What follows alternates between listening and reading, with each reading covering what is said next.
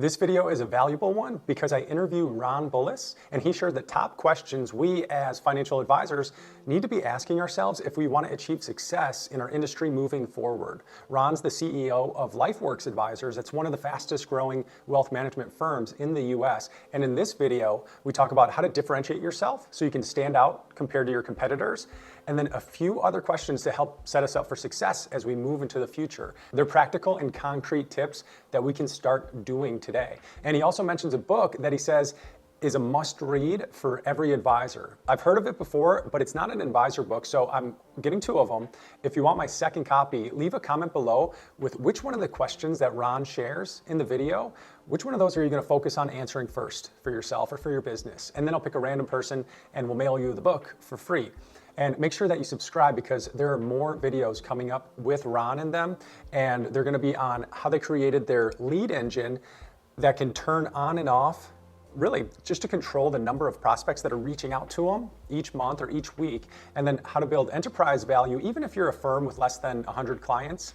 And then a little bit on the debate of the different business models of advisors that you hear often, and then how to future-proof your business. Those videos are getting edited now, so subscribe so that you don't miss them when I put them up on this channel.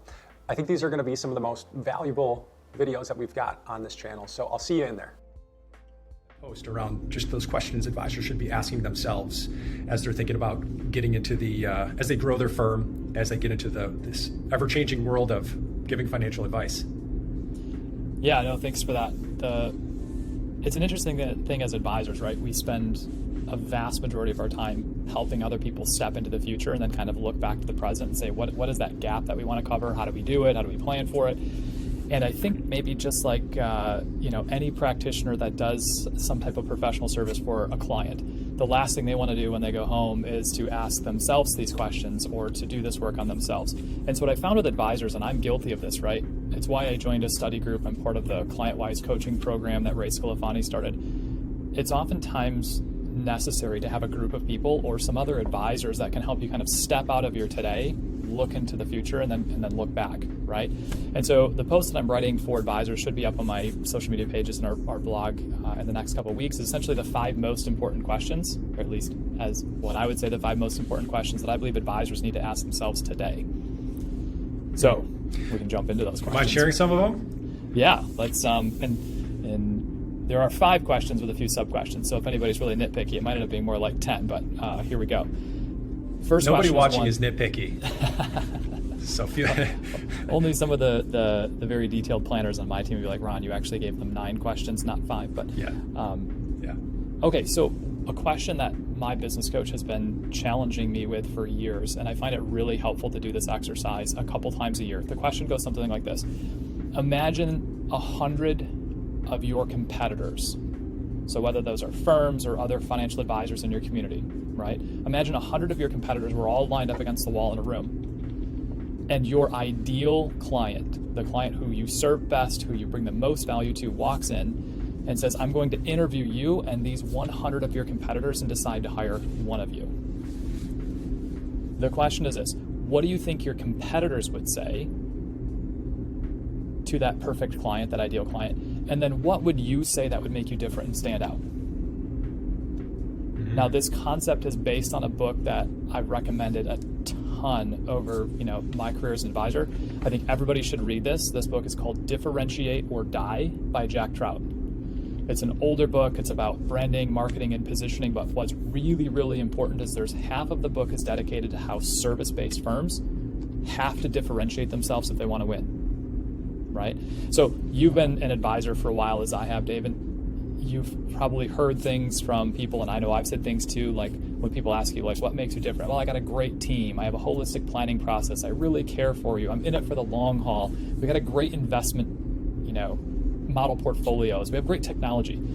All of those things, I believe, now are table stakes. Like, no advisor can show up to a client meeting where the client's talking and say, what really makes me different is my, investment models, right?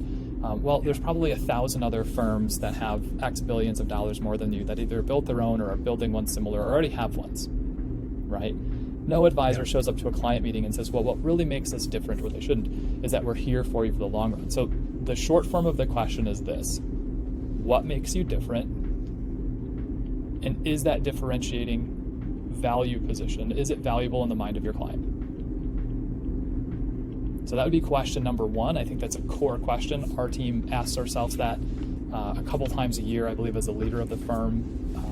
For myself, that's something that I have it written on my desk at home, and I stare at it because it bothers me, right? Because about the time So I think you did this with, you've got your, so you go through this process with your team, and when you do, every so often, do you feel like you get to a point that makes sense and you're satisfied with? Or is it just it's a constant question that you have to keep iterating and making better over time?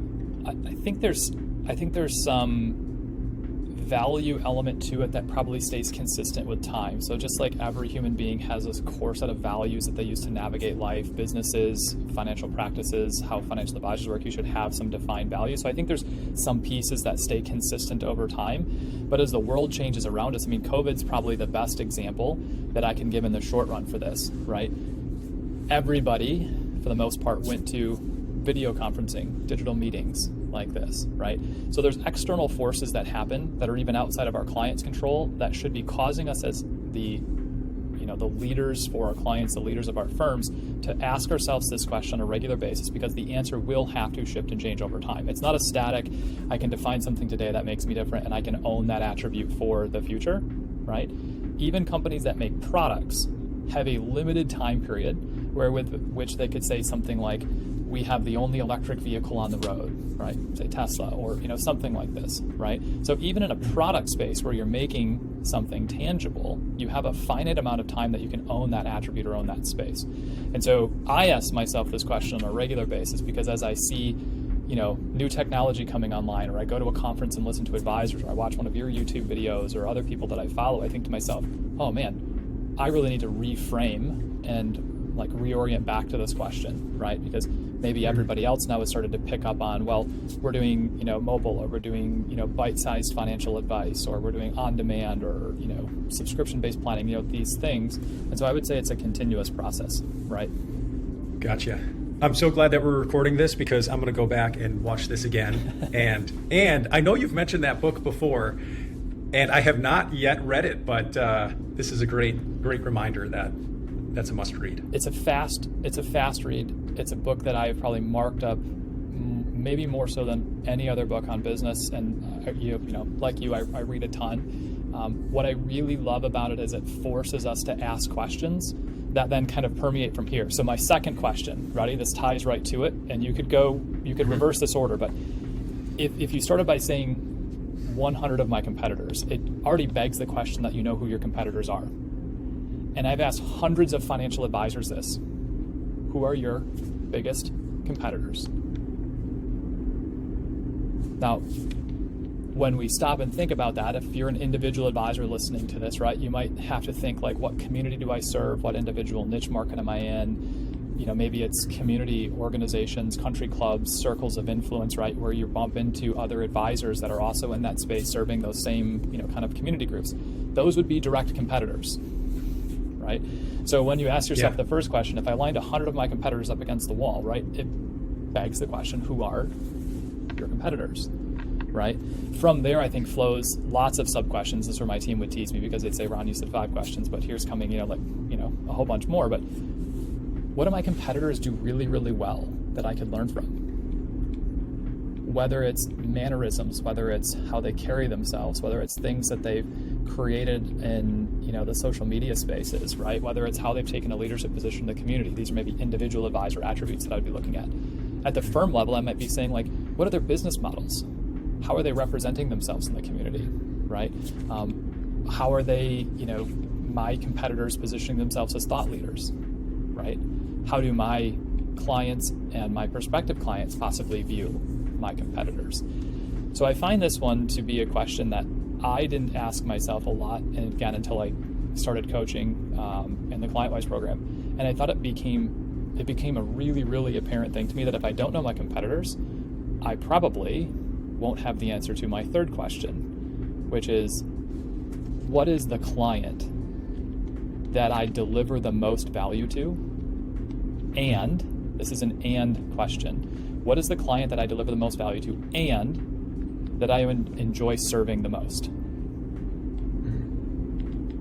When I was at Northwestern I think this Mutual- one advisors Oh, go ahead. hear a lot, right? When it comes to just, because we're talking about a niche, right?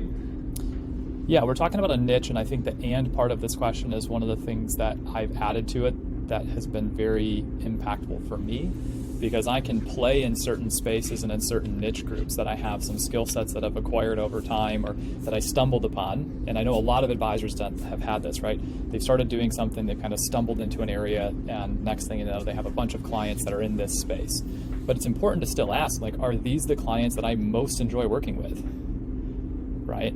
Because life's too short to have just the monetary value attachment to it, in my opinion, right? The perfect harmony here is where you find the client that you deliver the most value to, and it's the client that you enjoy serving the most. Yeah. Can I go back to question 2 for a second? Yeah. Can I use this as a coaching session for myself, selfishly? So, biggest competitors. Now, we've got the YouTube channel. A lot of people that call it, actually, I'd say 95% of the people coming into Streamline asking for first meetings and becoming clients are from YouTube now. And they will mention in the first meeting, hey, I'm also watching this person, this firm, I'm interviewing these 4 firms. And a lot of them are the other advisors who have YouTube channels that pop up in the recommended feed, when watching one of our videos. So is that my biggest competitor? Is that the firms that I should be studying and the people I should be studying? Or is that just like a section of potential competitors? And there's also the community competitors. Or how would you, if you were me, how would you think about that? Yeah, I think that's actually the correct way to think about it, right? So at the firm level, like you guys are creating firm level content, you're generally the face of it, right? But where you're positioning yourselves to meet your prospective clients would be where I would start looking for who are the people that are in this same area doing the same thing. So it doesn't necessarily mean that these people or firms would be ones that you would say they're doing the same thing we are, right? They don't have to be doing the same thing you are. But if they're in the same space competing for time, energy, and attention from prospective clients, then yeah, I would put them in the high up on the competitor category. What I would put low in the competitor category would be, the financial advisor who has an office right next door to you, right?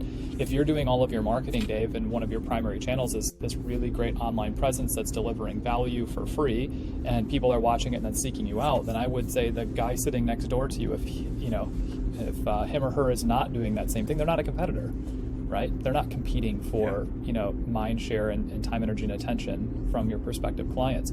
And I think that's a shift. When we've looked at this for LifeWorks, we're trying to grow a national firm using digital marketing, right? We generate clients locally through referrals, but we don't spend any money advertising here, right?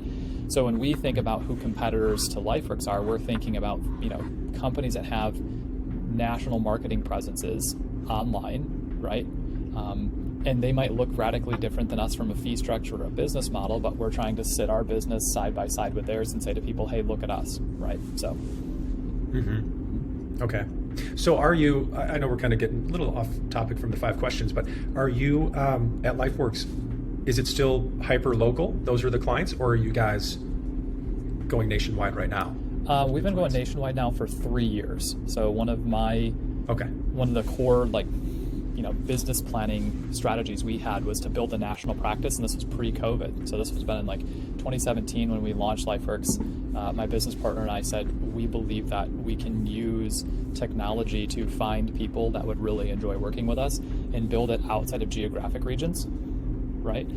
So that's something we've been doing for a while. Again, we have clients locally, but it's not the focus of where we're building, clients at.